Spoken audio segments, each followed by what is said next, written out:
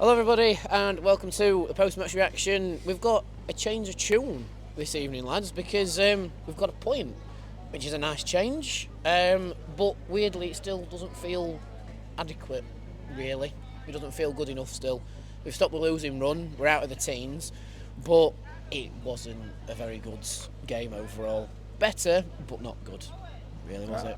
No, it wasn't. Two teams at the bottom of the league, weren't it? But, I mean, we asked for a performance, and as far as I'm concerned, maybe my view is tainted given the dross that we've seen over the past few games. But I thought the performance was massively improved on what we've seen before. That's what we asked for. That's what we got. So yeah, everything's a disappointment at this part of the season, isn't it? You know, because of where we are. But I thought it was a much improved performance personally. That's just my view, of course. Yeah, no, I'm inclined to agree. I mean, in football terms, it wasn't good. In Rotherham United terms, it was a big improvement, wasn't it, Matt? It's not hard to improve on what we were, though, is it? We'd just lost back-to-back 5-0 and 9 games in a row. You know, a 3-0 loss would have been an improvement. So, you know, look, we played okay. I think 11 men, I think they probably take it because they had that quality in Thomas. I think that going down to 10 men meant their manager didn't make any attacking subs. You could hear their fans sort of screaming for Danny Ward and Josh Karoma, which would have made sense, you know what I mean? So the red card has helped us, which we'll talk about in a bit, but yeah, it was just, it's just rubbish, innit? And I know we're better, Mick, and I'm sorry, but it's just flat. And then, yeah, players sort of ignoring all fans after the game as well. There were only 4 players that came and clapped the fans, as far as I could see. So. Yeah, the players who claiming and properly clapped was Victor Morrison, Rathbone, Nombe a bit. Yeah, Nombe a little bit. It was good to see Bramwell back, that's for sure. Can I just say, I know we'll maybe go on to this, the fact that Hakeem Adoffin was sat on the bench for 90 minutes is an absolute crime. Unless he's injured, that is an absolute crime. Yeah. But anyway, go on, mate. Well, you don't know, do you? Well, he's not benched for then. Yeah, and he's been best player virtually all season, so you would think that there will be a reason for that, and one of the reasons is not that he's one of these that don't want to play, without a doubt, so therefore it must be an injury. You know, he's not going to drop him. No, let's wait and see what comes out in relation to that before we make we rush to any judgment on it. Listen, I don't agree with you. It were a decent performance. They put some effort in, they worked hard. We had very, very little going forward. That was the issue, and it's been the issue for a long time. But other than that, End product's a joke, isn't it? yeah, it is. It's not good enough, absolutely. But it's a much, much improved performance, and that's all we asked for. It was actually nice to see us putting balls in the box for a change as well. Yeah. We didn't win any headers. No, but it's been crying One out. step at a time, Matthew.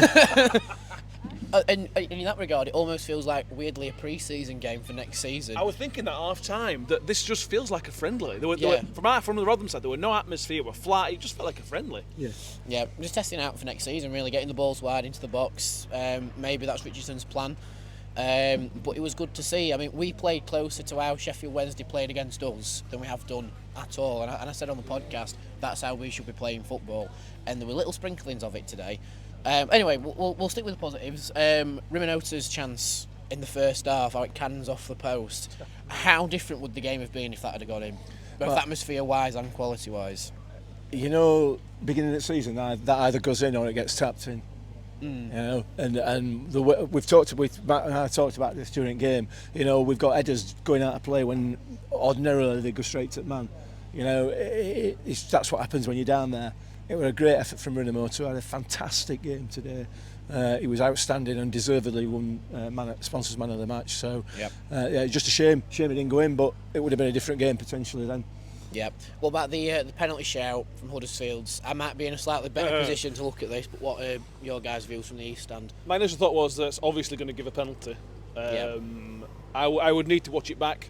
I just assumed because of how the action unfolded that it was a penalty. But referee gave us basically every decision today, and that was weird. That was really odd. It was just a strange. I think he got the yellow card. I think this is. I said to Mick, the red card was a kind of a Daniel Ayala situation. Technically, I think the referee got it absolutely right. Yeah. I think the first one is a yellow card, but it's soft, and the second one's a nailed-on yellow card. That's exactly the same as Daniel Ayala the first time round. I think the first yellow card was for dissent. It were, but you don't have to. You know, Yeah, it was for dissent, and rightly so. You know, like Will Volk should have had one for Wednesday, but That's same as Daniel Arler. It's technically right, but you could give it a little bit, you know. Anyway. Anyway, but in my view, it wasn't a penalty. I think the man's trailed his leg, and that's what's made contact, and he's gone over. Yeah. So he's sort of. So he cheated then. Yeah, so he's forced the contact, and so rightfully it's a yellow card. I think the ref was quite on the ball with yellow cards and stuff. For them? Yeah, for them. Yeah, for us, they were a bit. Now then, I thought Morrison could have had a yellow card for one at challenges, and I think the only reason he didn't give it was because Huddersfield kicked off so quickly afterwards. We'll move on to the second half now. Ollie's chance. We have actually had a shot on target in a game for a change as well. There's only one. Only one, but it's better than no. And yeah, like he's just touched on with the red cards as well. I think if you look at it on a technicality, he's got it 100% spot on. But for the dissent one, it's like, you know, earlier in the game, I don't think he gives it. Exactly. Mick, what's your view on the referee from today's game? we'll talk about it on podcast. You tease. He was woeful. He was dreadful, and it's really weird. I know what it feels. I've a little bit of an idea what it feels like to be a Leeds fan or a Leicester fan now. You know what I mean? Because we got every single decision, whether or not it was right, and he was dreadful. Dreadful referee today. The only thing he got right, in my view, was the sending off and the penalty decision. So the big decisions, I guess, you could argue he got right. But yeah, he was awful. But it makes a change. But we're 20 points away from safety, so it doesn't help us in any way, does it? 20 points away now. 19. Sorry, my apologies. 19. We've clawed one back, right? So 20 points, 19 away. Well, we've turned it round a little bit, I suppose. Start of the revival. We're not down yet. Yeah, we're not down yet. There's still a chance mathematically, but in actuality, probably not. International break now. Where do you think Richardson goes from here? Try and instill a bit more creative on the ball playing out wide over the international break, or do you think it's going to be further downhill afterwards like it normally is with us on international breaks? Nothing will change. What can he do? The problem is the players, I think. That's my opinion. I don't think the problem is Richardson. I don't think the problem is time with the players, because he's had time with the players. I don't see how he massively improves it. For us, it's a shame because we just want to get the season over and done with, and it just delays the season by a week. There was a change of formation today, so maybe that's something he can work on. I thought it worked all right, although we got killed out wide quite badly, certainly in the first half. Yeah. So there's certainly stuff to work on. I think it's worth mentioning a couple of good performances as well. I thought Rathbone wasn't quite back to his best, but he was much closer. It was a lot less panicky, I think. But then Klukas didn't necessarily have his best game. No. Teehee was missing. I think it was obvious we missed Teehee. I thought we missed that sort of composure on the ball in the central areas. Kaffer was better.